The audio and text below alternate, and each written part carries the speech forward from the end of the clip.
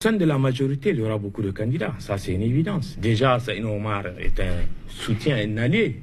Le président du MNSD Nassara, c'est un allié de Issoufou. Et il est candidat. Il est déjà candidat. Son parti l'a invité à se présenter aux élections présidentielles. Il y a l'actuel ministre d'État, ministre de l'élevage, Albadé Abouba, qui est président d'un parti, le MPR Jamouria. Il sera candidat.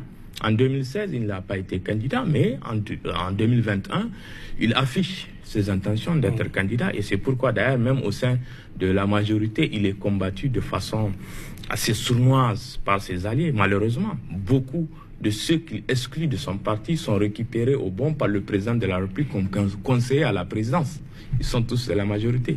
C'est là où je rejoins Lamine quant à la débandade à un an des élections. Mais on va attendre. Bazoum, il est investi par le candidat par le PNDS Taraya, le parti au pouvoir. Mais Bazoum, il le sait. Il sait que je le sais. Il sait que les Nigériens le savent. Il ne compte pas sur un processus électoral pour gagner les élections en 2021. Il compte sur la CENI, qui est tout comme un service rattaché au ministère dont il est ministre de l'Intérieur, un ministère qui a en charge l'organisation des élections à travers la tutelle qu'il assure sur la Commission électorale nationale indépendante, la CENI. Il compte sur la CENI et sur Issoufou Mahamadou pour être président de la République. Il ne compte pas sur le peuple nigérien. Il sait qu'il est impopulaire. Il le sait.